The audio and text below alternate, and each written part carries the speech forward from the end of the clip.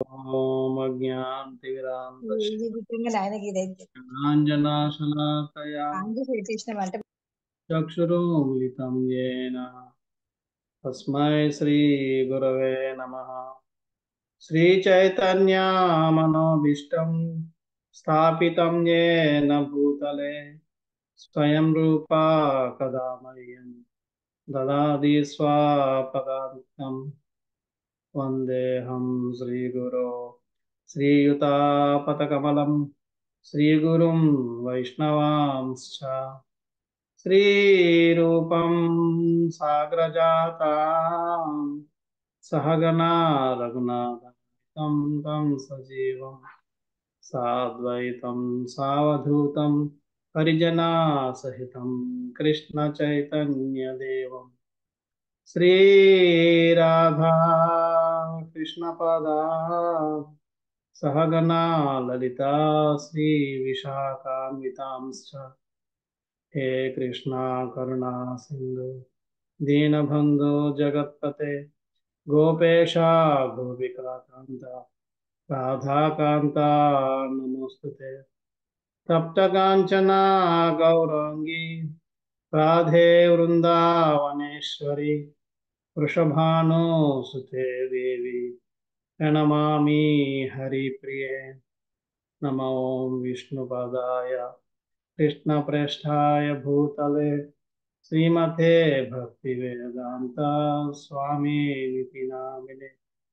నమస్తే సరస్వతే దేవే గౌరవాణి ప్రచారిణే నిర్విశేష శూన్యవాది పాశ్చాత్య దేశతారిణే. వాంఛాకల్పతరుభ్యశ్చ కృపా సింధుభ్య ఏవ చ పతితానాం పావనేభ్యో వైష్ణవేభ్యో నమో నమః. జై శ్రీ కృష్ణ చైతన్య ప్రభు నిత్యానంద శ్రీ అద్వైత గదాధర శ్రీవాసది గౌర గోవింద. హరే కృష్ణ కృష్ణ కృష్ణ హరే హరే హరే రామ హరే రామ రామ హరే. హరే కృష్ణ. వినోద కార్యక్రమంలో రెండో రామకథ రామచరితం అనే ఒక కార్యక్రమానికి రెండో రోజు కార్యక్రమానికి స్వాగతం. సో ఈరోజు మనం కింది వారం కింది క్లాసులో మనం రామాయణం తాలూకు గొప్పతనం అది వాల్మీకి యొక్క స్టోరీ చెప్పుకున్నాం. ఈరోజు రావణాసురుడి యొక్క స్టోరీ చెప్తాం. దీని తర్వాత రామకథని మొదలు పెడుతున్నాం. సో మన అందరికీ అంటే ఎందుకు చెప్తున్నాను అంటే భగవంతుడి తన గొప్పతనం మనకి ఈ రావణాసురుడి యొక్క స్టోరీ ద్వారా తెలుస్తుంది. భగవంతుడు ఏ విధంగా భక్తవత్సలుడు అని అంచేత మనం ఈ స్టోరీని మనం తెలుసుకుందాం. రావణాసురుడు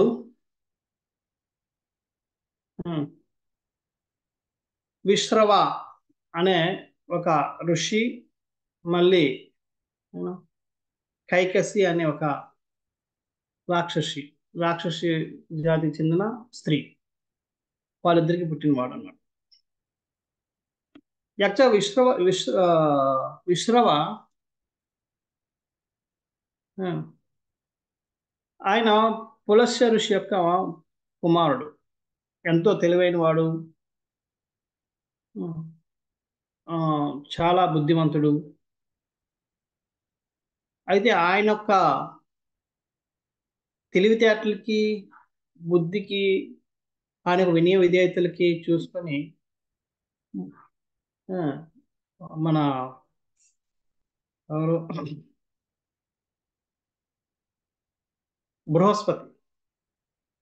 బృహస్పతి చాలా ప్రసన్నుడయ్యి ఆయన కూతురిని ఇచ్చి పెళ్లి చేస్తాడు. ఆ కూతురి పేరు ఇలావిద అనే ఆ కూతురిని ఇచ్చి పెళ్లి చేస్తాడు. ఆ కూతురికి ఈ విశ్రవ అనే ఋషికి పుట్టినవాడే కుబేరుడు. కుబేరుడు వీళ్ళిద్దరు కొడుకు, అంటే ఈ విశ్రవ యొక్క కొడుకు అన్నమాట.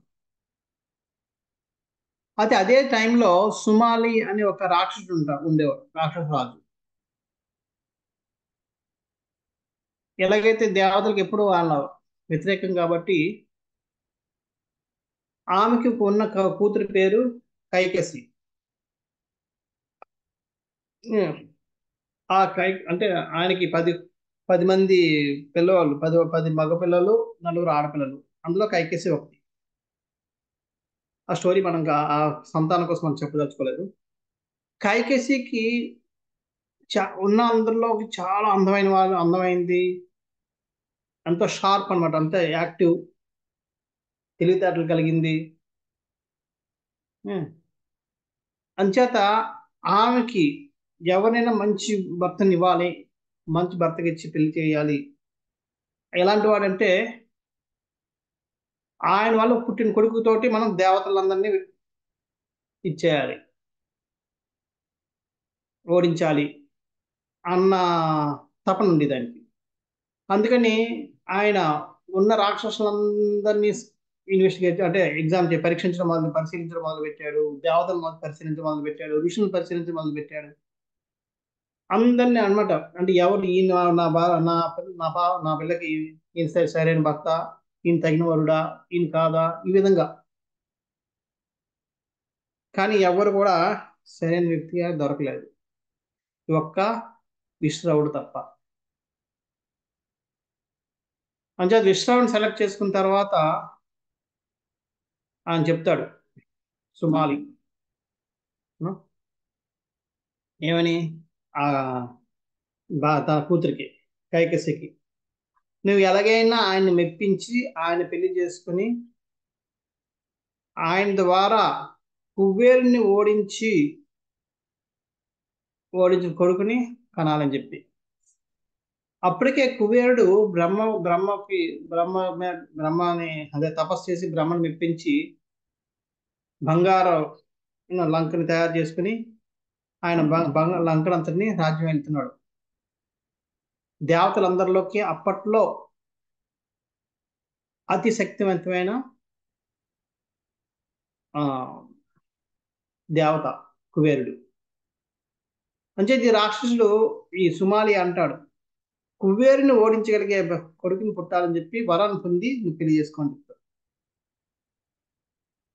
తండ్రి ఆజ్ఞ ప్రకారం కైకసి వెళ్ళి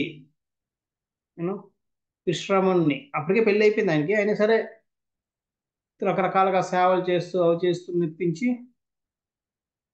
మెప్పిస్తాడు. మెప్పిస్తే ఆయన అడుగుతాడు, ఏం కావాలి నీకని. నేను వివాహం చేసుకోవాలనుకుంటున్నాను అంట.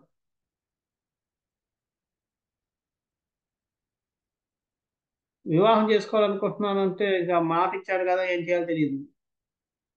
అంతేకాకుండా అప్పుడు అంటే అంటాడు, నేను ఆల్రెడీ వివాహం అంటే నాకు పర్వాలేదు, అయినా నాకు మిమ్మల్ని వివాహం చేసుకొని మీ నుంచి కుబేరుని ఓడించగలిగే పిల్లల్ని కనాలంటాడు. ఇప్పుడు దానికి ఆయన అంటాడు, కుబేరుడు ఇంత సద్గుణవంతుడు,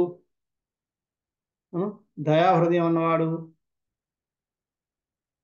శీలపరుడు, ఇటువంటి వాడిని ఓడించాలంటే రాక్షస గుణం ఉన్న వాళ్ళు మాత్రమే ఓడిస్తారు.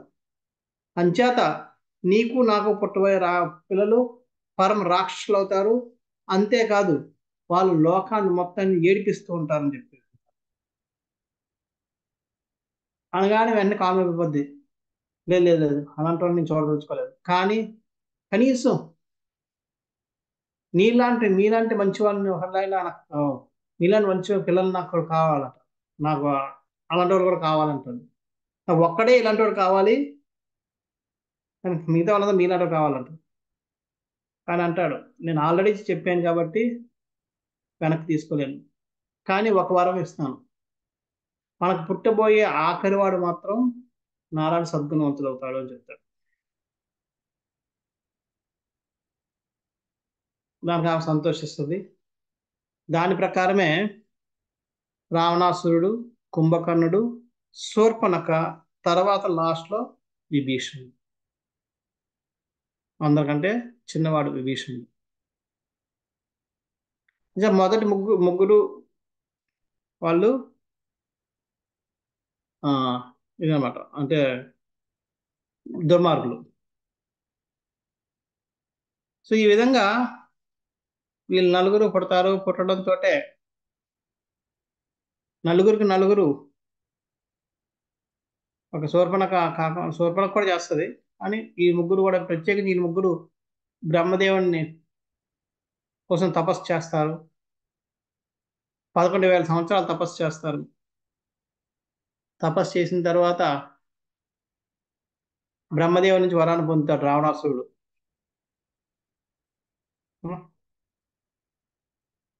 రావణాసురుడు ఏమైనా వరం పొందుతాడంటే, తనకి అప్పటికే హిరణ్యకశిపుని వధ కోసం ఆయన వినుంటాడు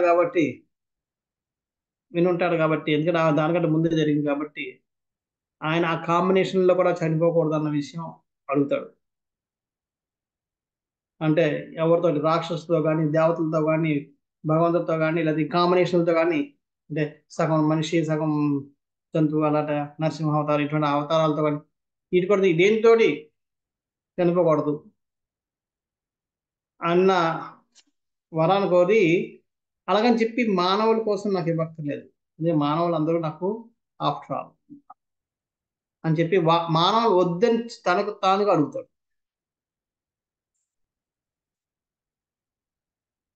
అంచేత మనకు గర్వం వస్తే మనకు వినాశనాన్ని మనమే తెచ్చుకుంటాం. గర్వం పెరిగిన కొద్దీ మన యొక్క వినాశనాన్ని మనమే తెచ్చుకుంటాం. అది చెప్పకుండా ఉండుంటే అయి ఉండేది, కానీ గర్వం పెరిగిపోయినప్పుడు ఏమవుతుందంటే, మనం ఇలాగ ఏదో ఒక తప్పు చేసి, ఆ తప్పే మన కారణం, మన మరణానికి, మన పతనానికి కారణం అయ్యేటట్టు చేసుకుంటాం. సో రావణాసుడు కూడా సేమ్ అదే చేశాడు. నాకు మనుషుల కోసం ఆ వరం ఇవ్వక్కర్లేదు, మనుషులు ఎవరు కూడా నన్ను ఓడించలేరు, వాళ్ళు ఆఫ్టర్ ఆల్, వాళ్ళతో నాకు సంబంధం అని చెప్పి అడుగుతాడు. బ్రహ్మదేవుడు వెంటనే తదాస్తు అంటాడు. ఇంకా కుంభకర్ణుడి దగ్గరికి వెళ్తాడు. కుంభకర్ణుడి పేరు వినగానే దేవతలందరూ వణికిపోతున్నారు. పరిగెట్టి వెళ్తారు. వెళ్ళి బ్రహ్మదేవుడు కాళ్ళ మీద పడతారు. బాబు, రావణాసుడికి ఆల్రెడీ నువ్వు పెద్ద వరం ఇచ్చావు. కుంభకర్ణుడు మామూలు చూస్తేనే ఆయన వేషం, ఆయన రూపమే ఇంత భయంకరం. కుంభకర్ణుడు ఎంత పెద్ద అంటే, అక్కడ రామాయణంలో వస్తుంది, 600 ధనుస్సు అంటే, ధనుసు ఎంత ఉంటుంది, మనిషి ఎంత పొడవు అంటే అంత పొడవు ఉంటుంది కదా. 600 ధనుసులు ఎత్తు ఉండేవాడట ఆయన ఎత్తు. అంటే 600 ధనుసులు పక్కన పెడితే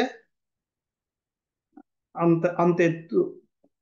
ఆయన వెడల్పు ఎంత అంటే 100 అడుగులు, 100 ధనుసులు. త్రేతాయుగంలో అంటే రావణాసురుడు టైంలో వాళ్ళు యావరేజ్ హైట్ 18 అడుగులు ఉండేది. 18 అడుగుల నుంచి 20 అడుగులు ఉండేవారు మనుషులు. ఒకవేళ ధనుస్సు ఆయన కంటే మామూలుగా పొడవు ఉంటుంది మనుషుల కంటే, ఒకవేళ అదే ఉన్న 18 అడుగులు యావరేజ్ తీసుకున్నా 10,000 అడుగులు ఎత్తు, 10,800 అడుగులు ఎత్తు, అది కుంభకర్ణ హైట్. అంటే ఇప్పుడు విమానాలు ఆ 10,000 అడుగుల ఎత్తులో వెళ్తుంటాయి, అంత హైట్. అది కుంభకర్ణుడి తలక రూపం. అటువంటి వాడికి ఇలాంటి చరణం లేకుండా ఉండాలనే త్వరగా వస్తే ఇంకా ఆయన చూసుకొని ఎలా ఉంటాడు. అంచేత అక్కడికి ఆయన దగ్గర ఎప్పుడే వెళ్తున్నారు అనగానే మొత్తం పరిగెడతారు దేవతలందరూ. వెళ్ళి బ్రహ్మదేవుని అడుగు వేడుకుంటారు, అవి ఏం చేస్తారు, మీరు ఏదో చెయ్యండి, ఇలాగా ఆయన కానీ మీరు వరాలు ఇస్తే ఇప్పుడు మేము ఇంకేం చేయలేము అని చెప్పి. ఏమంటాడు, ఏం చేస్తాను మరి, నేనైతే వరాలు ఇవ్వాల్సింది, నేనేం చేయలేను, వెళ్ళి నా భార్య సరస్వతి దేవిని మాట్లాడి నావేనా చేయగలదని. అందరూ వెళ్ళి, ఇంద్రుడు వీళ్ళందరూ వెళ్ళి సరస్వతిని వేడుకుంటారు. సరస్వతి అంటది, ఓకే నేను ప్రయత్నిస్తానని చెప్తారు. బ్రహ్మదేవుడు వెళ్ళగానే కుంభకర్ణుడు నుండి లేస్తాడు, లేచి ప్రార్థన చేసి అడుగుతాడు, ఏం కావాలంటే నాకు ఇంద్రాసనం కావాల్సింది పోయి అనాను పోయి నిద్రాసనం కావాలంటాడు. అలా తదాస్తు అని చెప్పి వెంటనే వేస్తాడు.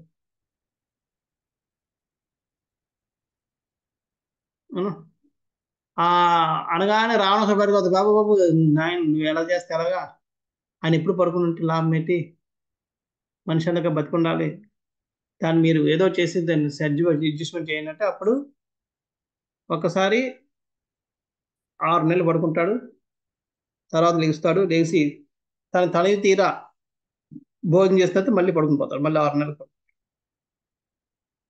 అని చెప్పి అదొక వరం అంటారు. కొంతమంది అంటారు 6 నెలలు పడుకుంటాడు, 6 నెలలు తెలియసి ఉంటాడు. మొత్తం మీద ఏదైతేనే ఆ విధంగా ఆయనకి అడ్జస్ట్మెంట్ చేసి ఇస్తారు. అది కుంభకర్ణుని స్టోరీ. అయితే రావణాసుడు ఇంకొక వరం కూడా పొందుతాడు బ్రహ్మదేవుడి నుంచి, తనకు కావాల్సిన రూపాన్ని మార్చుకునే వరాన్ని కూడా పొందుతాడు. విభీషణుడు బ్రహ్మదేవుని అంటాడు, నాకు ఎటువంటి ఆటంకాలుగా నిరాటంగా లేకుండా ఇప్పుడు కూడా విష్ణు భక్తి చేసుకునే, కృష్ణ భక్తి చేసుకునే వరాన్ని ప్రసాదించిన ఆయన. ఈ విధంగా ముగ్గురు వరాలు పొంది వస్తారు. ఇంకంతే, వరాలు పొందడంతోటి రావణాసుడి గర్వం పెరిగిపోద్ది. రావణాసుడు పుట్టిందే ఎవరి కోసం? కుబేరుని ఓడించడం కోసం. వెంటనే లంకా నగరం మీదకి దండయాత్ర చేస్తాడు, వేసి కుబేరుని ఓడించేస్తాడు. ఓడించేసి లంకను మొత్తాన్ని స్వాధీనం చేసేసుకుంటాడు. కుబేరుడు యాక్చువల్గా యుద్ధం చేయడానికి సంసిద్ధం అవుతాడు, కొంతవరకు చేస్తూ ఉంటాడు. కానీ బ్రహ్మదేవుడు అంటాడు, మా మాట విని నువ్వు ఈయనతో యుద్ధం చేయడం ఆపే అని చెప్పి, బ్రహ్మదేవుడి మాట కోసం ఆయన వదిలేసి నువ్వు యుద్ధం కొనసాగించద్దు, ఆయన కావాల్సినట్టుగా లంక నగరాన్ని ఇచ్చేసి నువ్వు పక్కకి వెళ్ళిపో అని చెప్తాడు. అందుకని ఆయన బ్రహ్మదేవుడి మాట ప్రకారం లంకా నగరాన్ని రావణాసుడికి ఇచ్చేసి వెళ్ళిపోతాడు. అంతేకాకుండా కుబేర దేవుడు ఒక స్పెషల్ విమానం ఉండేది, దాని పేరు పుష్పక. అదే పుష్పక విమానం అంటాం. అది ఎలాంటి విమానం అంటే, అది విమానం కాదు, ఒక విధంగా చెప్పాలంటే అదొక విశ్వం. మా యజమాని ఎవరు యజమానిగా అక్కడ కూర్చున్నారో వాళ్ళ మనసులో ఏదైతే ఉందో దానికి అనుగుణంగా అది పారిపోతుంది.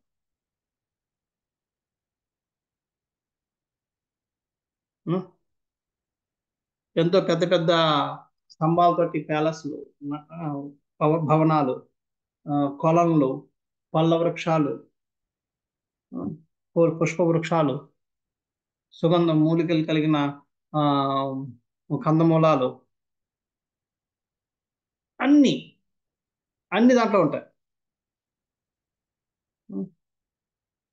అది ఎటు ఆ యజమాని ఎవరైతే కూర్చున్నారో ఎలా తలుస్తే చాలు ఏంటి చూద్దాం అంటే ఆగిపోద్ది,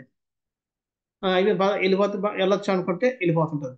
చెప్పక్కర్లేదు ఎల్లు అని లేదా ఆగు అని చెప్పక్కర్లేదు, జస్ట్ మనసులో తలుచుకుంటే చాలు దానికి అనుగుణంగా వెళ్ళాలా, స్లోగా వెళ్ళాలా, ఫాస్ట్ వెళ్ళాలా, అన్ని ఆగాల, అన్ని దాని ప్రకారం చేస్తూ వెళ్తుంటది.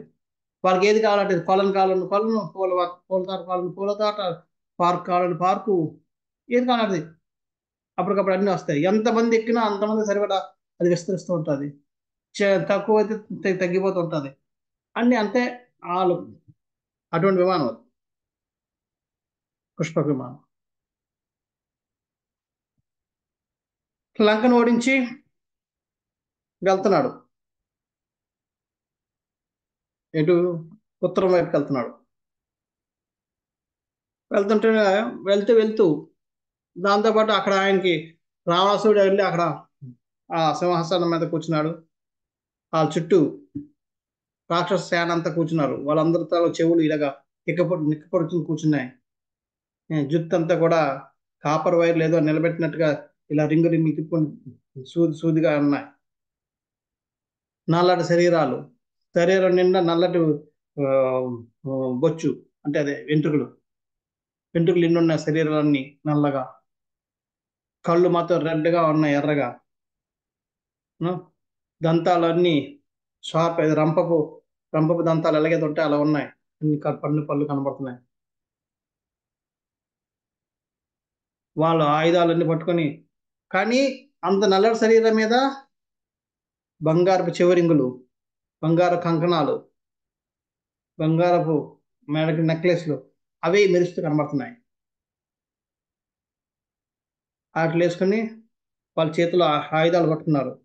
కొంతమంది ఖడ్గాలు పట్టుకున్నారు, కొంతమంది ఏమో బల్యాలు పట్టుకున్నారు, కొంతమంది త్రిశూలాలు పట్టుకున్నారు, కొంత శూలాలు పట్టుకున్నారు, కొంతమంది గదలు పట్టుకున్నారు, కొంతమంది ఏమో ఆ రాడ్లు పట్టుకున్నారు,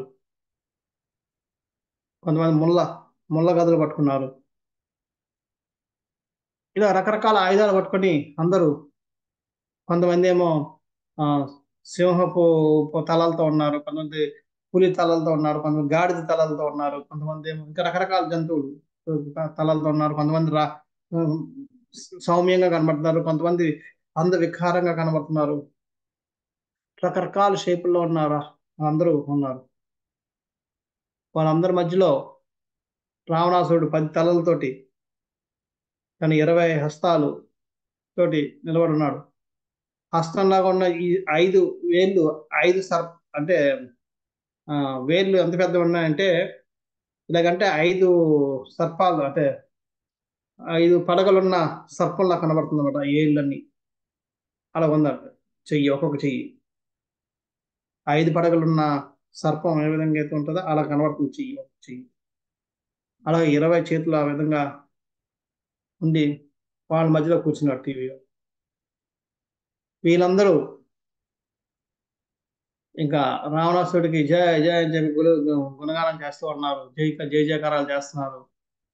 రకరకాలుగా వాళ్ళని, ఆయన తాలూకా గొప్పతనాన్ని, ఆయన ఏ విధంగా ఓడించారు అని చెప్పి స్థుతిస్తున్నారు. అవన్నీ వింటూ అలా కిందన అంతా చుట్టుపక్కల చూస్తూ అంత చుట్టూ ఉన్న అందాలను ఎంతటిని ఆస్వాదిస్తున్నాడు. అలాగే కింద చూస్తే కింద దండకారణ్యం, దండకారణ్య అరణ్యం కనబడుతుంది. అరణ్యం మధ్యలో జలపాతాలు కనబడుతున్నాయి. ఆ జలపాతాలు ఎలా ఉన్నాయంటే, ఆ జలపాతాల మధ్యలో రకరకాల రంగుల రాళ్ళు ఉంటే, ఆ రాళ్ళ మీద నుంచి ఈ జలపాతాలు ఎటువంటి మలినం లేకుండా క్లిస్టర్, అంటే స్ఫటికం లాంటి నీళ్ళు ఉన్నాయి. ఆ నీళ్ళ మధ్యలో, నీళ్ళ కదలికలో కింద ఉన్న రాళ్ళన్నీ కనబడుతూ చాలా అందంగా ఉన్నాయి. అవన్నీ ఆస్వాదిస్తూ అటు ఇటు చూసుకుంటున్నాడు. ఇక్కడేమో రాక్షసులు ఏం చేస్తున్నారు, వాళ్ళ మధ్యలో ఎక్కడైనా సరే ఎవరైనా ఋషులు కానీ ఎవరైనా యజ్ఞాలు చేసుకున్న వాళ్ళు చూస్తుంటే, వాళ్ళ యొక్క మాయాశక్తులతో యజ్ఞం నిండా రక్తం, మాంసం, చీము, నెత్తురు అవన్నీ పడేటట్టు చేసి మొత్తం ఆ యజ్ఞకుండాన్ని మొత్తం దాంతో నింపేసి యజ్ఞం అంతా ఆరిపోయేటట్టు చేస్తున్నారు. అంతేకాకుండా ఆ ఋషుల మీదకి పెద్ద పెద్ద రాళ్ళు వేసి, రాళ్ళు ఇసిరి వాళ్ళని ఇచ్చేసి చంపేసి, కిందకి వెళ్ళి వాళ్ళ పొట్టలు చీల్చుకొని వాళ్ళ రక్తాన్ని కాల్చి పీల్చి ఆ మొత్తం మాంసాన్ని తిని సగం పడేసి ఇలాగ చేసి వస్తున్నారు. మళ్ళీ వెనక్కి వచ్చేస్తున్నారు, వచ్చి పుష్ప విమానం చేస్తున్నారు. ఇలాగా ఆ సాధువుల్ని, వాళ్ళకి నచ్చిన జంతువుల్ని, వాళ్ళకి నచ్చిన చెట్లని నాశనం చేసుకుంటూ వెళ్తున్నారు. రావణాసురుడు అంతా చూసుకుంటూ వాళ్ళ యొక్క కార్యాలను చూసుకుంటూ మురిసిపోతున్నాడు. ఏదో ఘనకార్యం చేస్తున్నాడు. తన పిల్లలు, తండ్రి తన పిల్లవాడు ఎవరైనా ఘనకార్యం చేస్తే తండ్రి ఏ విధంగా మురిసిపోతాడో, ఆ విధంగా వీళ్ళు చేస్తున్న ఈ హింసాకాండకి రావణాసురుడు మురిసిపోయి నవ్వుకుంటూ ఆనందంతో వాళ్ళ స్థితుల్లో మునిగిపోతూ అటు ఇటు చూసుకుంటూ గర్వంగా ముందుకు సాగుతున్నాడు. సడన్ గా ఆయనకి ఆ అడవుల మధ్యలో ఒక తేజవంతమైన ఒక స్త్రీ ఒకటి కనబడ్డాడు. ఆయన చూడగానే పుష్ప విమానం కూడా జరుపుతోటి ఆగిపోయింది. ఎందుకంటే రావణాసురుడు చూడాలనుకుంటున్నాడు. అవును. అంతేకాదు, ఆయన దగ్గరికి వెళ్ళి దగ్గరగా చూడాలనుకుంటాను. అందుకని అంత పైనుంచి వెళ్తున్న పుష్ప విమానం కిందకి వచ్చింది. ఆయన పరిశీలన చూస్తున్నాడు, అటు ఇటు చూస్తున్నాడు. ఎందుకంటే ఇటువంటి దండకారణ్యాలలో స్త్రీలు ఒక్కరు తిరిగే అవకాశాలే లేవు. ఎవరి స్త్రీ, ఎవరైనా ఈయన చుట్టూ ఎవరైనా ఉన్నారా ఆ? అని చెప్పి చూస్తున్నాడు ఇటు, కానీ ఎక్కడ కూడా ఎవరు ఆమె చుట్టూ ఉన్నట్టు కనబడడం లేదు. ఆమెను తదేక్షంగా చూస్తున్నాడు. ఆ- ఆమె ముఖం ఎంతో తేజవంతంగా ఉంది. ఆ తేజస్సు వల్ల ఆమె ఎంత ఆకర్షణీయంగా ఉంది ఆ ముఖం. ఆ? ఆమె పూర్తిగా వస్త్రాభరణం అంటే ఆ మిగతా స్త్రీలలాగా వస్త్రం చేసుకోలేదు. ఒక ఋషులు ఎలా చేసుకుంటారో ఆ విధంగా సింపుల్ వస్త్రాలు వేసుకొని మొత్తం జుట్టు అంతా మెరిపేసుకొని ఆ, పద్మాసనం మీద కూర్చుని ధ్యానిస్తూ కూర్చుంది. రావణాసురుడు చూసి వెంటనే తన యొక్క రూపాన్ని మార్చుకున్నాడు. రాక్షస రూపం నుంచి మంచి రూపంలోకి వచ్చి గట్టిగా విధిస్తూ, ఓ సుందరి, ఎవరు నువ్వు? ఎందుకు నువ్వు ఒక్కదానివే ఇక్కడ తపస్సు చేస్తున్నావు? ఆ? నిన్ను గెలుచుకున్న వ్యక్తి ఎవరు? నువ్వు ఎవరికి చెందిన దానివి అని చెప్పి వెంటనే అడుగుతున్నాడు. అయితే ఆ స్త్రీ కళ్ళువిప్పి చూసి అర్థం చేసుకుంది, ఈయన రావణాసురుడు అని చెప్పి. అయితే ఇప్పుడు తన ఇంటికి అతిథిగా వచ్చాడు కాబట్టి ఆయన సత్కరించాలని చెప్పి ఎంతో వినయంగా, నా పేరు వేదవతి, నేను వేదాల యొక్క మూర్తిపించిన రూపాన్ని, ఉమ్, నేను ఒక మహాయోగి యొక్క పుత్రికని. మా నాన్నగారు నాకు వివాహం చేయాలని సంకల్పిస్తున్నారు. కానీ నేను చూసినంత వరకు ఎవరు కూడా నాకు ఈ లోకంలో ఎవరు సరైన వ్యక్తి నాకు కనబడలేదు.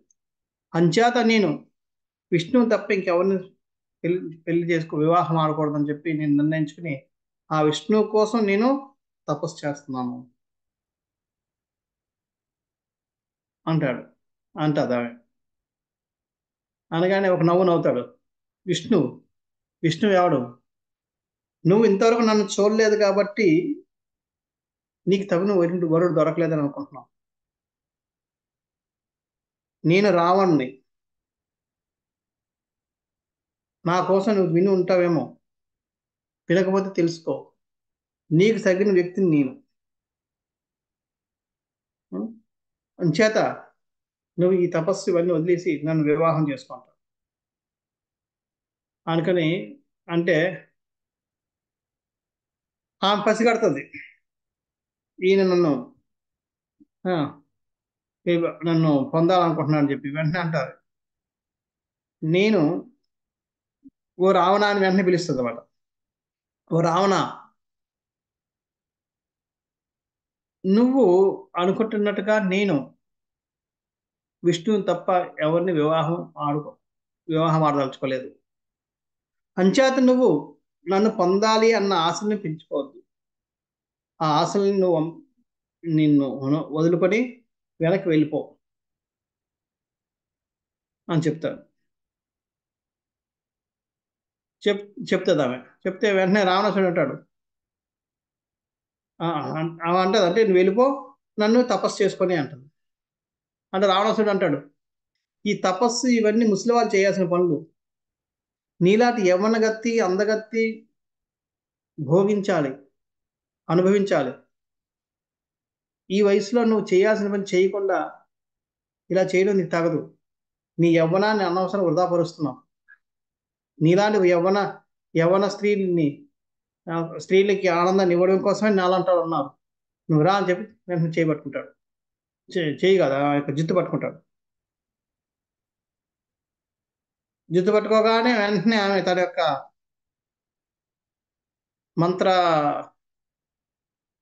పట్టుకుని లాగబోతాడు. లాగి ఇంకా ముందుకు వెళ్ళబోతుంటాడు. కానీ ఆమె ఒక మంత్రాలు చదువుతుంది, మంత్రంతో ఆయన ముందుకు రాలేకపోతుంటాడు.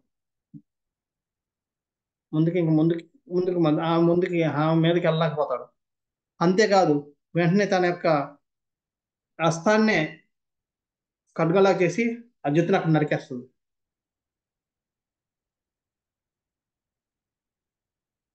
వెంటనే రావణాసురుడు చేతిలో జుట్టు ఉంటుంది, అక్కడ ఉంటుంది.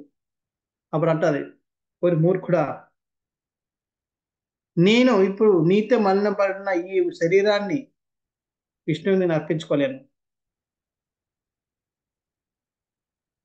నా కళను వమ్ము చేశావు కాబట్టి నేను కూడా నీ కళను వమ్ము చేస్తాను. నువ్వు మరణం లేకుండా ఉండాలనుకుంటున్నావు కదా, నేను నీ కుటుంబంలో మళ్ళీ పుడతాను. నా వల్లే నువ్వు చావు, నీ నా నేనే నీ చావుకు కారణం అవుతాను చెప్పి ఆ రావణాసురుడి ముందే కూర్చుని విష్ణువుని తలుచుకుంటూ తనలో ఉన్న అగ్నిని ప్రేరేపించి మొత్తం 2 సెకండ్లో దహనం అయిపోతుంది. దహనం బూడిదైపోతుంది. దానికి ఈయన షాక్ అయిపోతాడు రావణాసురుడు. ఛ, బంగారపు అవకాశాన్ని కోల్పోయాను అనుకుని మళ్ళీ వెనక్కిస్తాడు. అంతవరకు ఆ పుష్పక విమానం అలాగే అక్కడ నిలబడి ఉంటుంది. మళ్ళీ పుష్పక విమానం ఎక్కిపోతాడు. ఎక్కిపోయి మళ్ళీ ముందుకు వెళ్తుంటాడు. ఆ విధంగా ముందుకు వెళ్తుండగా సడన్ గా విమానం ఆగిపోద్ది. ఇదేంటి, నేను ఆగాలని కూడా కోరుకోలేదు, ఎందుకు ఆగిపోయింది అనుకుంటా. ఎదురుగా ఒక కోతుల అంటే కొద్ది అందవికారంగా ఉన్న ఒక రూపం కనబడుతుంది. మెల్లో ఒక మాల వేసుకున్నాడు, ఏదో వికృతమైన రూపంలో ఉన్నాడు, ఉండి చేతిలో ఒక గద పట్టుకుని నిలబడ్డాడు. ఎంతో చూడ్డానికి వికృతంగా ఉన్నా సరే ఎంతో ఆకర్షణీయంగా తేజవంతంగా ఉంది ఆ రూపం. వెంటనే రావణాసురుడు పెద్దగా కేకలు పెట్టాడు.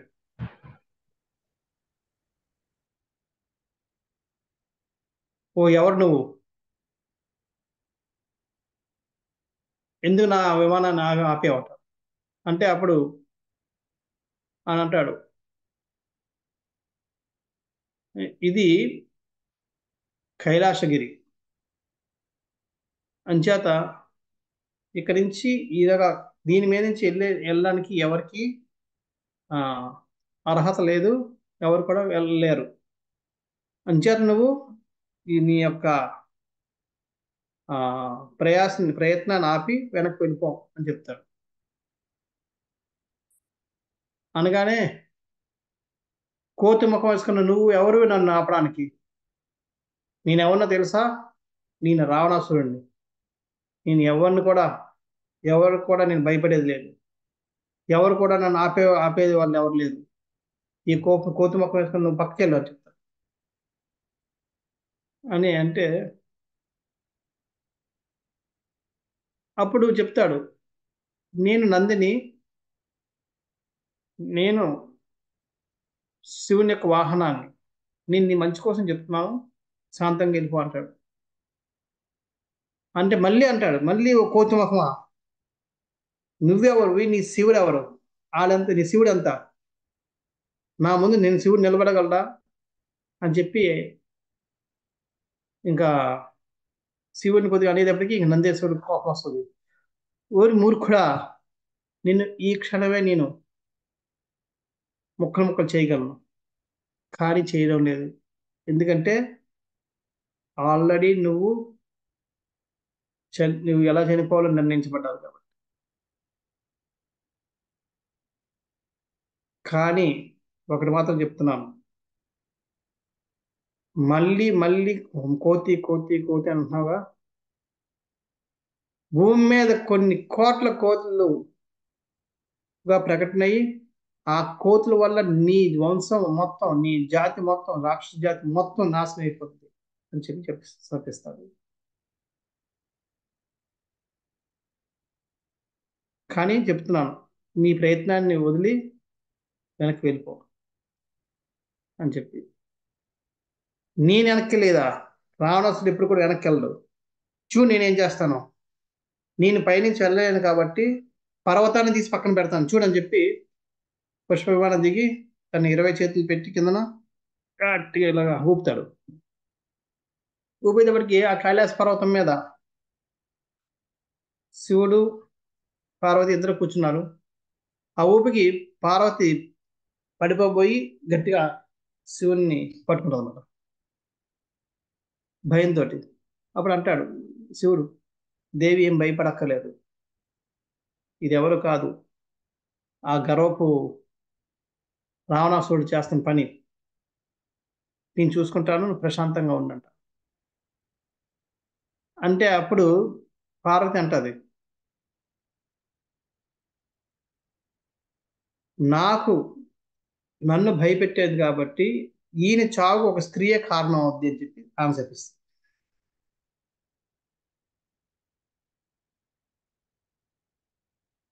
అప్పుడు వెంటనే శివుడు ఏం చేస్తాడంటే కాల్ బటన్ వేలుతోటి కైలాస పర్వతాన్ని ఇలా నొక్కుతాడు. అంతే, ఈ ఎత్తపోతున్న రావణాసుడు ఒక్కరి దాబ్బని కింద పడిపోతాడు. 20 చేతులు కింద ఉండిపోతాయి. ఎంత లాగినా రావడం లేదు. ఏం చేయాలో అర్థం అవడం, నొప్పి నొప్పి భరించలేని నొప్పి ఉంది. నేను ఇంకా ఆయన ఏం చేయలేడు. ఇంకా అందరు మినిస్టర్లు అందరూ వచ్చి చెప్తారు, ఇప్పుడు మీరేం చేయలేరు, ఆ శివుని వేడుకొని అని చెప్పి. ఎందుకంటే రావణాసురుడు చిన్నంటాడు కాదు, మొత్తం శాస్త్రాలన్నీ తెలుసు ఆయన, అన్ని శాస్త్రాలు. రావణాసురుడు ఎంత ఎంత జ్ఞాని అంటే మంత్రోచ్చారణ ఆయనలాగా ఇంకెవరు మంత్రాలు ఉచ్చరించలేరట. అంత మంచిగా మంత్రాలు ఉచ్చరించే వ్యక్తి ఆయన. సో జ్ఞానం అన్ని ఉన్నాయి కానీ లక్షణాలు రాక్షస లక్షణాలు కాబట్టి ఆయన రాక్షసుడు ఉన్నాయి. అందుకని గుణకర్మ విభాగస అని చెప్పింది భగవద్గీతలో. ఒక వ్యక్తి యొక్క వర్ణం బ్రాహ్మణ, క్షత్రియ, లేకపోతే రాక్షసుడా, లేదంటే దేవత, ఏదన్నది వాళ్ళ యొక్క గుణాలను బట్టి లక్షణాలను బట్టి నిర్ణయించబడుతుంది. ఇంచేత ఈయన బ్రాహ్మణ కుటుంబంలో పుట్టినప్పటికి కూడా, ఒక ఋషికి కొడుకు అయినప్పటికి కూడా లక్షణాలు అన్నీ కూడా రాక్షస లక్షణాల వల్ల రాక్షసుడిగానే ఇన్ని మనం పరిగణిస్తాం. నిజంగా చేసేది లేక శాస్త్రాల్లోంచి శివస్థులన్నింటినీ చదువుతుంటాడు. అయినా సరే శివుడు గమనించడు. అలా 100 సంవత్సరాలు ఇస్తే అప్పుడు శివుడు కరుణించి కాళ్ళు చేస్తాడు, కిందకి వస్తాడు, ఎదురుగా నిలబడతాడు. నిలబడేటప్పటికి ఇంకా వెళ్ళి కాళ్ళ మీద పడతాడు, నమస్కరిస్తాడు. ఇప్పుడు శివుడు అంటాడు, నీ ప్రార్థన నేను ఎంతో ప్రసన్నయ్యాను, కానీ చెప్పేది ఏంటంటే ఇటువంటి గర్వపు ప్రయత్నాలు చేయొద్దు, వెనక్కి వెళ్ళిపో అంటాడు. అంటే రావణాసుడు అది వదిలేస్తాడు. వదిలేసి, స్వామి నువ్వు నాతో ప్రసన్న అయితే నాకు నీ ఒక అస్త్రాలు ఇవ్వు అని చెప్తాను. అంటే వెంటనే శివుడు తన పాశుపతాస్త్రం ఇచ్చేస్తాడు. ఇంకా ఆనందంగా వెళ్ళిపోతాడు. ఇది తప్పదు కాబట్టి వెనక్కి వెళ్ళిపోతాడు. వెనక్కి వెళ్తూ మళ్ళీ వెనక్కి వస్తుంటాడు. వస్తూ వస్తూ సరే కిందన అయోధ్య నగరాన్ని చూస్తాడు. అయోధ్య నగరాన్ని చూసి అనుకుంటాడు, అప్పట్లో అయోధ్య నగరం అన్నది మొత్తం భూమండలానికి మొత్తానికి భూమండలం కాదు, మనుషులు అన్న ప్రతి ఒక్కరికి, ఎవరైనా మనిషి జాతి అంటే మనిషి మొత్తం విశ్వంలో ఉన్న అందరు మనుషులకి అందరికీ ఆయన అది రాజధాని.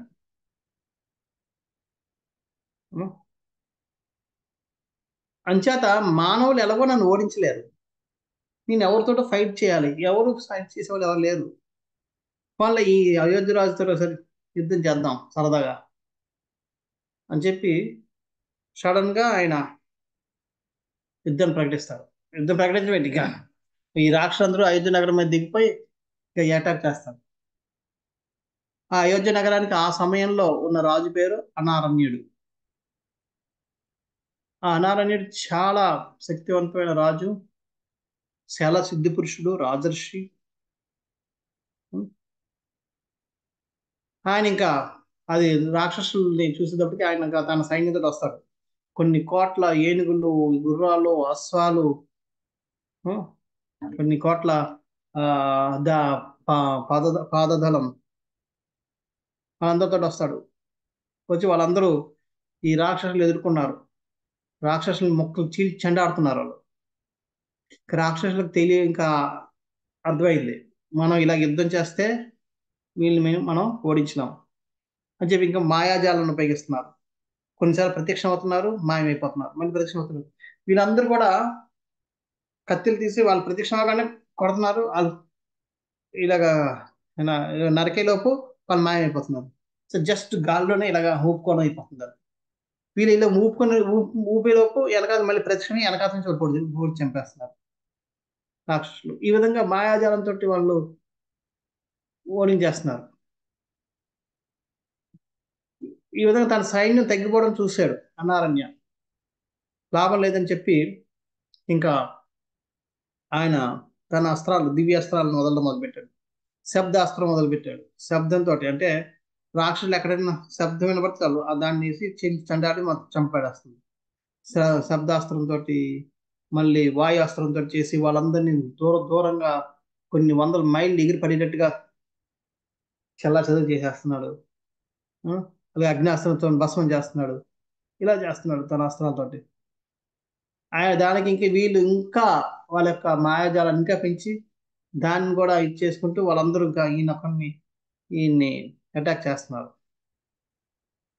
సో లాస్ట్కి ఇంకంతా అయిపోయింది. ఇంక లాభం లేదు, ఇంకెవరు లేరు. మొత్తం సమాధి యుద్ధం జరుగుతూ సాగుతూ ఆయన సైన్యం అందరినీ రాక్షసులు చంపేశారు వాళ్ళ మాయాజాలంతో. చాలా మంది రాక్షసులు కూడా ఈయన యొక్క అనారణ్య యొక్క పరాక్రమానికి వాళ్ళు కూడా బలి అయిపోయారు, వాళ్ళు కూడా చనిపోయారు. లాస్ట్కి ఇంకా అనారణ్యుని ఒక్కడే మిగిలాడు. అనుకున్నాడు వీటితో కంటే నేను రావణాసురుని ఎదుర్కోవడం మంచిదని చెప్పి వెంటనే రావణాసురుడి మీదకి 800 బాణాలు వేశాడు. ధనాధనం. రావణాసురుడు ఇలా చూసి కళ్ళు ఒక రెప్ప ఇలా వేసి ఎత్తేలోపు 800 బాణాలు వాని ఛాతీకి గుచ్చుకొని పడ్డాయి. మొత్తం దాంతో రక్తం అంతా అయిపోయి ఎర్రగా రావణాసురుడు మొత్తం ఎర్రగా మారిపోయాడు. దాని కోపం వచ్చింది రావణాసుడికి. కోపం వచ్చి ఇంకా వెంటనే తన గదను తీసి తిప్పి కొట్టాడు. ఆ కొట్టడం అంటే తిప్పిసిరాడు. అది ఎంత స్పీడ్గా వచ్చిందంటే ఆ గాలి రాపిడికి గద మొత్తం మండిపోతుంది. అంత స్పీడ్గా వస్తుంది, మండిపోయి అది ఒక ముద్దలాగా అంటే అగ్ని ముద్దలా కనబడి వచ్చి ఈ అనారణ్యుని వచ్చి కొట్టింది. కొడుకంటే అరణ్యుడు రథం మీద నుంచి పడిపోయి రక్తం కారుతూ కింద పడిపోయి ఉన్నాడు. పడిపోతే రావణాసురుడు దగ్గరికి వచ్చి ఏమనుకుంటున్నావు, ఎవరితో యుద్ధం చేస్తున్నావు, నువ్వు నాతో రావణాసురుడితో యుద్ధం చేయాలనుకోవడమే మూర్ఖత్వం. నీలాంటి మూర్ఖుడు, నీలాంటి పిచ్చోడి ఎవడు లేడు. నీదేంటి, నీ కులం అలాంటిదని చెప్పి కులాన్ని అంతటిని తిరుగుతుంటాడు. అది అనారణ్యుడికి చాలా కోపం వస్తుంది, చాలా దుఃఖం కలిగిస్తుంటుంది. ఎందుకంటే కులాన్ని తిట్టడం అనేది చాలా అవమానం. పూర్వం అలా ఉండి ఇప్పుడు అదేం లేవు. కానీ అందుకనే పూర్వం వాళ్ళు తప్పు చేయడానికి ఎందుకు వెనకాడేవాడంటే మా వంశపు పరువు ప్రతిష్టలు ఏమవుతాయి అన్న భావనలో ఉండేవారు వాళ్ళు. అంచేత ఆ విధంగా ఆయన ఇక్ష్వాకు వంశాన్ని మొత్తాన్ని చాలా హీనంగా హేయంగా మాట్లాడటం మొదలు పెడతాడు రావణాసురుడు. ఆ మాటలకి చాలా బాధపడుతుంటాడు. అప్పుడు ఆ నారాయణ అంటాడు, ఓ రావణ, అనవసరంగా నువ్వు గర్వపడద్దు. నువ్వు నన్ను చంపడం లేదు, నా యొక్క రాత వల్ల నేను చనిపోతున్నావు. ఎవరు కూడా వాళ్ళ రాతని ఎవరు కూడా మార్చలేరు. నేను ఈరోజు చనిపోవాలని రాసిపెట్టి ఉంది కాబట్టి నువ్వు నన్ను చంపగలిగావు. అది రాసిపెట్టి లేకపోతే నువ్వు నన్ను చంపలేకపోయి ఉండేవాడు. అంచేత నేను నా యొక్క కర్మ ఫలితంగా కర్మానుసారం నేను చనిపోయాను కాబట్టి నీ యొక్క ప్రతాపం వల్ల కాదు, అది తెలుసుకో. దైవం ఈ రోజు నా మరణాన్ని ఈ విధంగా నిర్ణయించింది కాబట్టి నేను చనిపోతున్నాను తప్ప నీ యొక్క గొప్పతనం వల్ల నీ యొక్క పరాక్రమం వల్ల నేను చనిపోలేదు. అంటే నువ్వు నన్ను చంపడం లేదు, నన్ను చంపింది కాలం. కాల నిర్ణయానికే నేను చనిపోయాను తప్ప నీ యొక్క పరాక్రమానికి కాదు. అనవసరంగా నువ్వు గర్వపడద్దు అని చెప్తాడు. "హ, ఇంకా నువ్వు మాట్లాడుతున్నావు" చెప్పి ఇంకా తిరుగుతూ ఉంటాడు.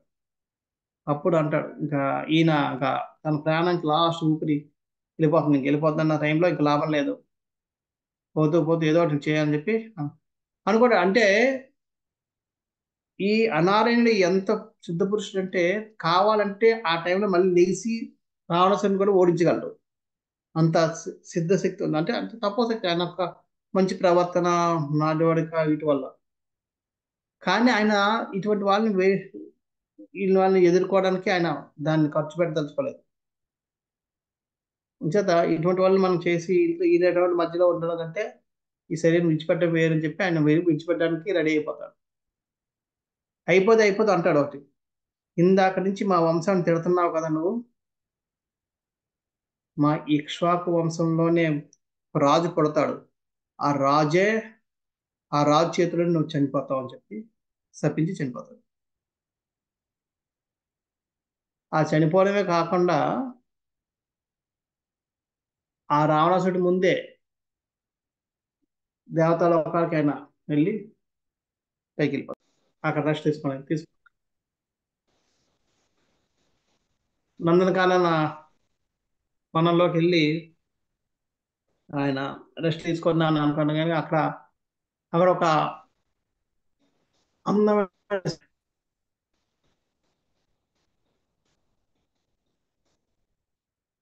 ఎంత ఆకర్షణీయంగా ఉందంటే రావణాసురుడు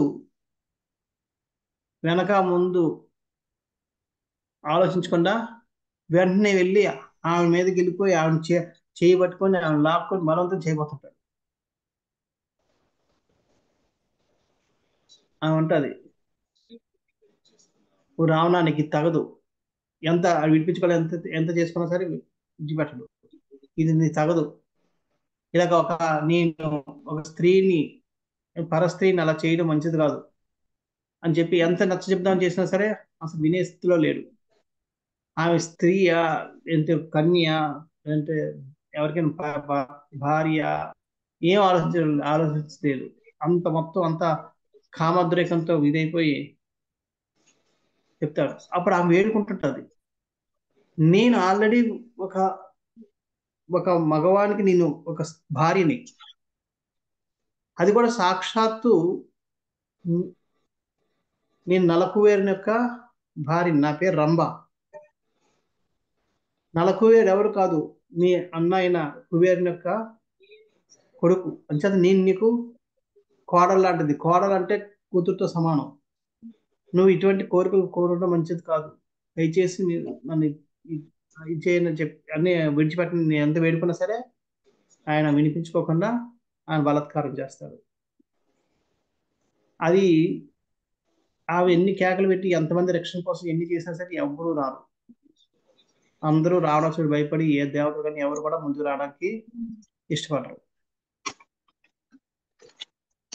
ఆయన అంతేకాకుండా రాక్షసు అందరి ముందు, తన యొక్క రాక్షస అనుచరులందరి ముందు కూడా ఆమెను బలాత్కారం చేస్తాడు.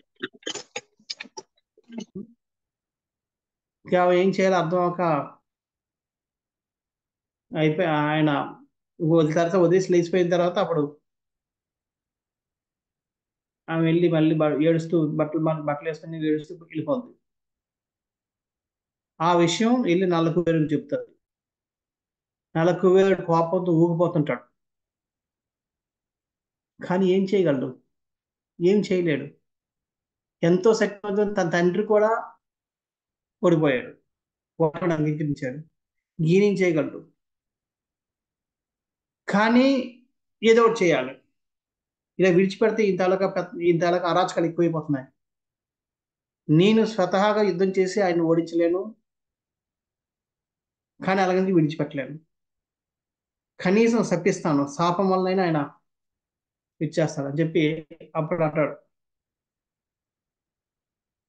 అన్యాయంగా ఒక స్త్రీ యొక్క కోరిక వ్యతిరేకంగా నువ్వు నేను ఆమెను భోగించావు కాబట్టి భవిష్యత్తులో ఎప్పుడైనా ఇలా చేస్తే తక్షణమే నువ్వు నీ యొక్క తల పగిలిపోయి నువ్వు మృత్యు కారణంతో మృత్యువుని ఎదుర్కొంటావు అని చెప్పి శపిస్తాడు. అంతవరకు కూడా ఆయన రావణసుడు హూ కేర్స్ అంటుంటాడు. కానీ ఈ నలుగురు చెప్పినప్పుడు ఒక ఆలోచన వస్తుంది దానికి. ఈ సృష్టి అంతా కూడా ఎవరో ఒక ఆధీనంలో జరుగుతూ ఉంది. వాళ్ళ దాని ప్రకారమే ఇదంతా నడుస్తుంది. అలాగే వీళ్ళందరూ కూడా ఒకళ్ళని ఎవరినో ఆరాధిస్తున్నారు. వీళ్ళు చెప్పిన కూడా కొన్నిసార్లు అవ్వచ్చేమో. అంచేత ఎందుకు రిస్క్ తీసుకోవడం, ఇక మీద నేను ఏ స్త్రీని కూడా బలాత్కారం చేయను అని అనుకుంటాడు. అందుకనే సీతాదేవిని తీసుకెళ్లిపోయిన తర్వాత కూడా అన్ని రోజులు ఉంచాక కూడా ఆమెని బలాత్కారం చేయబడడానికి కారణం ఈ శాపం.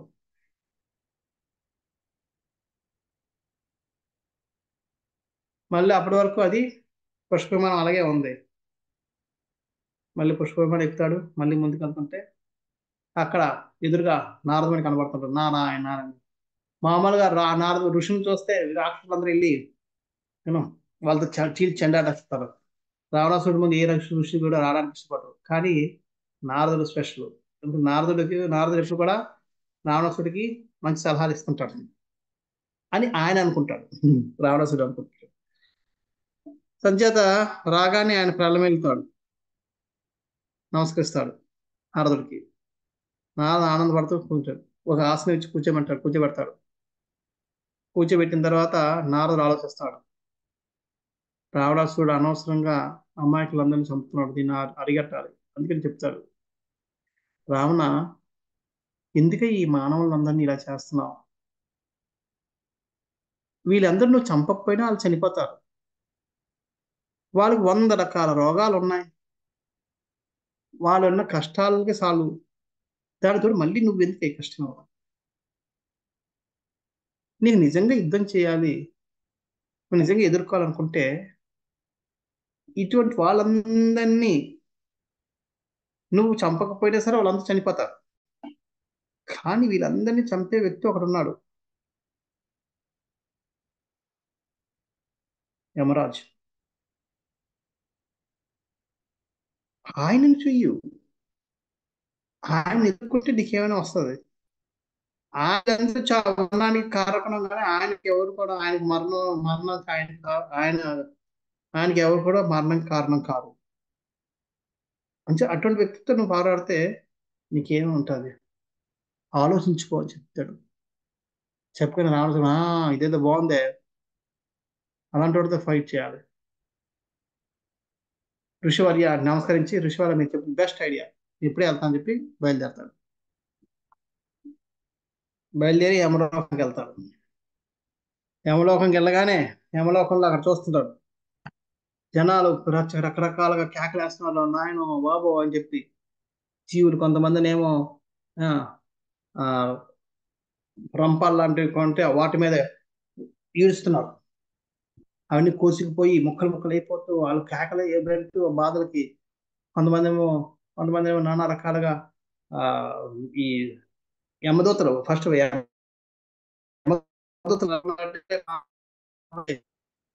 రాక్షసుడికి రూపం చూడడానికి అంత వికృతం, అంత అంత భయంకరమైన రూపంలో ఉన్నారన్నమాట వాళ్ళు. ఈ రావణాసుడు అంటే రాక్షసులందరూ కూడా లోపలికి వెళ్దామా వద్దా అని ఆలోచిస్తున్నారు వాళ్ళు చూడగానే, వాళ్ళ రూపాలు చూసి. రాక్షసులకే భయం పుట్టించే ఆకారంలో ఉన్నారు యమదూతలు. నిజంగా మనం చూస్తే మనం చూడడానికి దాని ముందు చచ్చిపోతాం. వాళ్ళు తీసుకెళ్ళక్కర్లేదు, తీసుకెళ్ళడానికి ముందే చనిపోతాం వాళ్ళ రూపాలు చూసి. చూస్తున్నారు, రకరకాలుగా హింసిస్తున్నారు. ఎర్రగా కాలుతున్న ఇసుక, దాని మీద జనాలు పరిగెడుతున్నారు. వెనకాల ఈ యమదూతలు బల్లాలు పట్టుకొని వస్తున్నారు. వీళ్ళేమో భయంతో పరిగెడుతున్నారు, కింద కాలిపోతుంది, పరిగెట్టలేకపోతున్నారు, ఉండలేకపోతున్నారు, రకరకాల కేకలు వేసుకుంటూ ఇలాగ రకరకాలుగా చిత్రవదలు అన్ని చూస్తున్నాడు. ఎటు చూసిన కేకలు, ఎన్నో పెడబొబ్బలు చూస్తున్నాడు. ఇంతకు ఒక 5 నిమిషాల ముందు వరకు ఆయన అక్కడ ఉన్నాడు ప్రశాంతంగా, ఎంతో ఎంజాయ్ చేసుకునే స్థితిలో. అక్కడ ఆ ప్రపంచాన్ని చూశాడు, ఈ ప్రపంచాన్ని చూశాడు. ఆయన బుద్ధి రాలేదండి. వాళ్ళు ఎందుకు అలాగ ఉన్నారు, వీరెందుకు ఇలా కష్టపడుతున్నారో తెలుసు. కానీ పరివర్తన ఉండదు. మూర్ఖులు మనం అటువంటి వాళ్ళం అందరం. మనలో కూడా చాలా మందికి జ్ఞానం ఉంటుంది, కానీ మనం బుద్ధులు మార్చుకోం, మనం నడవడిక మార్చుకోం, మన యొక్క ఆలోచనలు మార్చుకోం. మనం కూడా చాలాసార్లు భక్తిలో వచ్చిన తర్వాత కూడా ఇంకా లౌకిక వ్యవహారాలు మార్చుకోం, లౌకిక పద్ధతులు మార్చుకోం. పేరుకి ఆయన రావణాసురుడు పేరుకి విద్వాంసుడు, పేరుకు జ్ఞాని, పేరుకి వేదాంతి. కానీ ఆచరణ లేదు, ఆలోచన లేదు, పరివర్తన లేదు. అంచేత అంత జ్ఞానం ఉన్నా సరే అది అజ్ఞానియే, ఆయన మూర్ఖుడే, అందుకని ఆయన రాక్షసుడే. అర్థం చేసుకోవడం లేదు. వాళ్ళు ఎందుకు అలా సుఖంగా ఉంటున్నారు, అక్కడ భోగిస్తున్నారు, ఇక్కడ వీళ్ళు ఎందుకు ఇలాగ బాధపడుతున్నారు తెలుసు.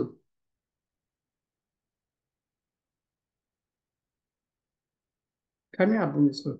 అదే విధంగా మనం కూడా మన భక్తిలోకి వచ్చిన తర్వాత కూడా చాలా విషయాల్లో మనం ఇలాగ వ్యవహరిస్తూ ఉంటాం. అజ్ఞానం మనకు పేరుగా అటువంటి వ్యవహారాలు ఎప్పుడైతే మనం మారవో అప్పటి వరకు మనం పేరుకి భక్తిలో పెట్టుకున్నా సరే మన భక్తులు కాదు. ఎందుకంటే మనలో ఆ పరివర్తన రాలేదు, మనలో ఇంకా ఆ వ్యవహారాలు మారలేదు, మనలో ఇంకా కోరికలు ఇంకా పోలేదు. అంచేత మనం వదిలిపోయినప్పుడు బాహ్యంగానే ఉండిపోతాం, వేషధారణకే భక్తులు, లోపలంతా అభక్తులుగానే ఉండిపోతాం. భగవంతుడు చూసేది వేషధారణ కాదు, లోపల. అంచేత ఆయన దృష్టిలో మనం అభక్తులుగానే ఉండిపోతాం. ఎలాగైతే రావణాసుడికి అంత ఉండి కూడా అజ్ఞానిగా అయిపోయాడు. సో ఆ విధంగా ఇక్కడ చూసి ఈయన ఇంకా ఇంకా ముందుకు వెళ్తున్నాడు లోపలికి. యమునాపురి లోపలికి వెళ్తాను కొద్దీ ఇంకా భయంకరమైన భయంకరమైన దృశ్యాలు చూస్తున్నాడు. ఇంకా భయంకరమైన కేకలు వినబడుతున్నాయి, ఇవన్నీ పెడుతున్నాయి. ఇంకా లాభం లేదు, ఇలా కాని చెప్పి ఇంకా ఏదో ఒకటి చేయాలని చెప్పి ఇంకా యమదూతలను కొట్టడం మొదలు పెట్టాడు. పెట్టి ఈ జీవులన్నీ అందరిని విడిపిస్తున్నాడు. ఆ విడిపించిన వెనకాతల ఆయన దయాగుణం లేదు, దయాగుణం కాదు అది, వాళ్ళని విడిపించాలన్న ఇది. వాళ్ళని ఆ విధంగా రెచ్చగొట్టాలి, ఈ విధంగా యమరాజు నా ముందుకు వచ్చి నిలబడతారని చెప్పి. ఇంకా అంతే, ఎప్పుడైతే అలా చేశాడో ఇంకా యమదూతలు మొత్తం వచ్చేసారు. వచ్చి ఇంక రావణాసుడిని చుట్టుముట్టారు. చుట్టుముట్టి ఇంకా బల్లాలతోటి కత్తులతో పొడుస్తుంటే రావణాసుడు ఏం చేయలేకపోతున్నాడు. రక్తంతో యూనో ఏం చేయాలో అర్థం అవడం వ్యవహారంగా. ఇంకా ఆయన నేను ఇలా నిలబడితే నేను చేయలేని చెప్పి ఆయన తన యొక్క మాయాజాలంతో చేస్తున్నాడు. తన రాక్షసులు వచ్చి అటాక్ చేస్తున్నారు యమదూతల మీద. యమదూతలు అసలు రాక్షసులు కొడుతుందని పట్టించుకోలేదు, ఖాతరే లేదండి. ఏమి కాకుండా రాక్షసులు ఒక్క ఊపితో చంపేస్తున్నారు. వాళ్ళు కొట్టినా సరే, వాళ్ళు కొట్టినా చేసినా వాళ్ళకి యమదూతలకి అసలు ఏం తగలడం లేదు. యమదూతలు ఎంతసేపు రావణాసుడు ఎంత పడ్డారు. రావణాసుడు ఎన్ని రకాలుగా యుద్ధాలు చేసి బాణాలు వేస్తున్నాడు, ఇవి వేస్తున్నాడు, అస్త్రాలు వేస్తున్నాడు, ఇవి వేస్తున్నాడు, ఏవి పనిచేయలేదు. అన్ని వాళ్ళు బొమ్మ చేసుకుని రావణాసుని అటాక్ చేస్తాను. రావణాసుడికి ఏం చేయాలి అర్థం అవ్వలేదు. లాస్ట్ కి పాశుపతాస్త్రాన్ని విడిచిపెట్టాడు. అంతే, ఇంకా రావణాసుడు పాశుపతాస్త్రంలోంచి అగ్ని జ్వాలలు వస్తున్నాయి. దాంట్లో అగ్నిలో నుంచి ఆ భూతపేత ప్రసాచాలు రకరకాల వింత వింత ఆకారాలు వికృత ఆకారాలు వస్తున్నాయి. అవి కూడా అగ్నిలాగే ఉన్నాయి. వాళ్ళందరూ వచ్చి ఈ యమదూతలు మొత్తాన్ని భస్మం చేసి పడేస్తున్నారు. యమదూతలు భయంతో పారిపోతున్నారు వెనక ఉంటుంది లేక. అది చూసి ఇంకా రావణాసురుడు గట్టిగా కేకలేదు. ఆహా! ఏమనుకుంటే విజయంగా. అది ఆ కేక ఎంత గట్టిగా ఉందంటే 3 లోకాలకి వినబడుతుంది. అది యమరాజుకు వినబడ్డాలి. యమరాజు వెంటనే చూశాడు. ఆయనకి అనిపించింది, ఓ ఇదే రావణాసురుడు నా సైన్యాన్ని చేస్తుంటాడు అని చెప్పి కోపంతో వెంటనే ఆయన బయలుదేరాడు. యమరాజు పక్కనే నల్లగా అంటే కన్నవాడు కనబడడానికి చూడడానికి కూడా కష్టం. అంత నల్లగా ఉన్న వ్యక్తి పైనుంచి కిందకు నలుపే నల్ల ఒక రూపం ఉంది. ఎవరది? మృత్యువు. ఆ మృత్యువు కూడా తనతో పాటు వచ్చింది. 1000 గుర్రాలు, ఎరుపు పసుపు రంగులో ఉన్న గుర్రాలు ఉన్నాయి. 1000 చక్రాలతోటి ఎంతో అగ్నిలాగా వెలిగిపోతూ ఆ, తేజో తేజోవంతంగా ఉన్న రథం మీద యమరాజు వస్తున్నాడు. ఆ యమరాజు వచ్చిన రథాన్ని చూసే మొత్తం రావణాసురుడు యొక్క సైన్యం అంతా పారిపోయింది.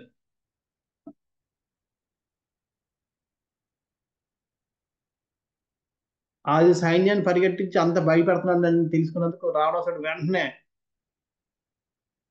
తన యొక్క గదాన్ని తీసి తిప్పి కొట్టి ఆ యమరాజు మీద చేశాడు. యమరాజుకి తగిలింది, కానీ యమరాజుకి ఏం కథలు చెల్లించలేదు. వెంటనే యమరాజు తన బాణాలు తీసి వేశాడు. 80 బాణాలు వేశాడు. అవి తగిలి కింద కింద పడ్డాడు. ఆ బాధకి ముల్లోకాల్లో వణికిపోయాట. అంత గట్టిగా అరిచాడు. మళ్ళీ లేచి మళ్ళీ ఇంకా యుద్ధం చేస్తున్నారు. ఇద్దరు కూడా ఒకరికొకరు యుద్ధం చేసుకుంటారు. ఇక లాభం లేదని చెప్పి ఇంకా యమరాజు తన యొక్క గదను తీసి తిప్పి తిప్పి కొట్టాడు. విసిరితే అది రావణాసురుడు తగిలి రావణాసురుడు వెంటనే సమస్యల కింద పడిపోయాడు. కానీ యమరాజు యుద్ధ నీతి ప్రకారం అలాగ పడిపోయిన వాడిని ఏం చేయకూడదు కాబట్టి ఏం చేయకుండా నిలబడ్డాడు. కొంతసేపటికి రావణాసురుడికి తెలివచ్చింది. తెలివచ్చి ఇంకా ఆయనకి ఇంకా కోపం వచ్చింది. రావణాసురుడికి కోపం వచ్చి ఇంకా మళ్ళీ ఆయన లేచి ఇంకా తన ధనస్సు తీసుకుని బాణాలు వేయడం మొదలుపెట్టాడు. ఆ బాణాల దాటికి యమరాజు మొత్తం రక్తంతో నిండిపోయింది. ఆయన శరీరం మొత్తం ఎర్రగా అయిపోయింది. అక్కడ రావణాసురుడు చూస్తే రావణాసురుడిలో మొత్తం ఎలా రక్తం కారుతుందంటే అగ్నిపర్వతం లావా ఎలాగైతే కారుతుందో అలాగే రావణాసురుడి శరీరం నుంచి లావా రక్తం కారుతుంది. ఇక్కడ అయింది కూడా అలాగే అలాగే రెడీ అయ్యింది. అవి అది చూసి మృత్యుదండం అంటుంది. ఓ యమరాజు నమస్కరించి, స్వామి మీరెందుకు ఇంత కష్టపడుతున్నారు? నన్ను వదలండి. ఇంతవరకు ఏ ఋషులు గాని, ఏ దేవతలు గాని, ఏ మానవుడు గాని, ఏ జీవి కూడా నన్ను ఓడించలేదు, నా నుంచి బయటపడలేదు. ఈయన కూడా అంతే. మీరు మీరు నన్ను వదలండి, మీరు ఎందుకు కష్టపడుతున్నారు అనేటప్పటికి యమరాజుకి ఇంకా కోపం వస్తుంది. అంటే ఆయన్ని మీరేం చేయలేరు, మీరెందుకు నేనున్నాను కదా అని ఈయన చెప్తున్నట్టు. దానికి యమరాజు కోపం వస్తుంది. అవసరం లేదు, నువ్వు వెనక్కి వెళ్ళు. నేను యుద్ధం చేయగలను.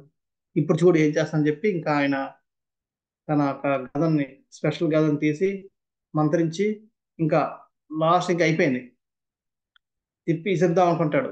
అనేటప్పుడు బ్రహ్మదేవుడు వస్తాడు. వచ్చి చెప్తాడు, శాంతించు, నేను వరం ఇచ్చాను. ఆ వరం ప్రకారం ఆయన్ని ఏ అస్త్రం కూడా ఏది కూడా చేయలేదు. నీ అస్త్రం ఉమ్మైపోద్ది, అది చేయడం నాకు ఇష్టం లేదు. అంచేత నువ్వు అస్త్రాన్ని వదలవద్దు, వెనక్కి తీసుకో, వెళ్ళిపో. నువ్వు ఆటను అంగీకరించి చెప్తాను అనగానే ఇంకా ఏం చేయాలి తెలియక వెంటనే అదృశ్యం అయిపోతుంది అక్కడి నుంచి. అదృశ్యం అయిపోయేటప్పటికి ఇంకే రావణాసుడికి ఇంకా పాపం అంతే గెంతుతుంటాడు, ఎగురుతుంటాడు, కేకలు వేస్తుంటాడు, జయం జయం ఇంకా. ఓ నాకు ఇప్పుడు ఇంకా నన్ను ఈ ముల్లోకాలు ఓడించే వాళ్ళు ఎవరు లేరు ఇంకా చెప్పి ఎగిరి ఇంకా గెంతులేస్తుంటాడు.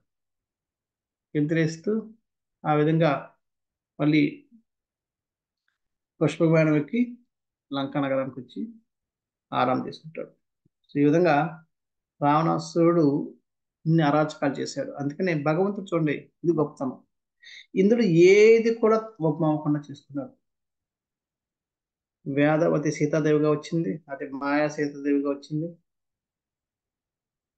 పార్వతి చెప్పినట్టుగా ఆ స్త్రీయే కారణమైంది చావుకి. నందీశ్వరుడు శపించినట్టుగా వానరులే కారణమయ్యారు ఆయన ఆయన జాతిని మొత్తం నిర్మూలించడానికి. మొత్తం రాక్షసులందరూ చంపేశారు వానరులు. భగవంతుడు కూడా ఇక్ష్వాకుని వంశంలోనే పుట్టాడు. సో ఈ విధంగా అన్ని శాపాలని, అందుకనే సీతాదేవిని కూడా ఏం చేయలేకపోయాడు. అపహరించుకున్న రావణాసుడు ఎంజాయ్ చేయలేకపోయాడు ఆ శాపం కూడా. సో ఈ విధంగా ప్రతి ఒక్క మనిషిని యొక్క శాపాన్ని భగవంతుడు నిజం చేసి రావణాసుడిని వధించాడు. అంచేత భగవంతుడు ఎప్పుడు కూడా ఎవరైనా సరే వేదాలని, వేద జ్ఞానాన్ని ఆచరిస్తూ వ్యాధిక జీవనాన్ని జీవిస్తారో వాళ్ళ యొక్క మాటలను ఎప్పుడు కూడా ఆయన బొమ్మ చేయడు. ఎందుకంటే వేద జ్ఞానం అనేది భగవంతుడు ఇచ్చింది, భగవంతుని జ్ఞానం కాబట్టి ఆ జ్ఞానాన్ని ఎవరు కూడా ఆ జ్ఞానాన్ని ఎవరైతే అనుసరిస్తారో వాళ్ళకి ఆటోమేటిక్ గా ఆ శక్తి, తేజశక్తి వస్తుంది, ఆ శక్తి వచ్చేస్తుంది. దాన్ని వాళ్ళు ప్రత్యేకంగా మళ్ళీ ఇచ్చేయాల్సిన అవసరం లేదు, ప్రయాసపడాల్సిన అవసరం లేదు, ప్రయత్నం చేయాల్సిన అవసరం లేదు. అంచేది వాళ్ళందరూ కూడా భగవంతుడి యొక్క నియమనిష్టల్ని వేదాల ప్రకారం, వేద జ్ఞానం ప్రకారం, వేద శాస్త్రాల ప్రకారం జీవిస్తున్నారు కాబట్టి వాళ్ళన్న మాటల ప్రతిదీ కూడా భగవంతుడు నిజం చేశాడు. నిజం చేసి రావణాసురుడు యొక్క పతనాన్ని రావణాసురుడు తెచ్చుకునేట్టుగా చేశాడు. గర్వవంతులు ఎప్పుడు కూడా వాళ్ళ పతనాన్ని వాళ్ళే తెచ్చుకుంటారు.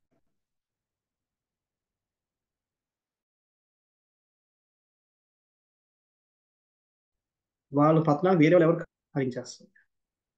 ఈ విధంగా రావణాసురుడు కూడా తన యొక్క గర్వం వల్ల తన పతనాన్ని ఆయన తెచ్చిపెట్టుకున్నాడు. ఈ విధంగా రావణాసురుడు ఒక స్టోరీ మనం విన్నాం. ఇక నుంచి నెక్స్ట్ మనం రామాయణంలోకి వెళ్దాం. ఓకే, హరే కృష్ణ.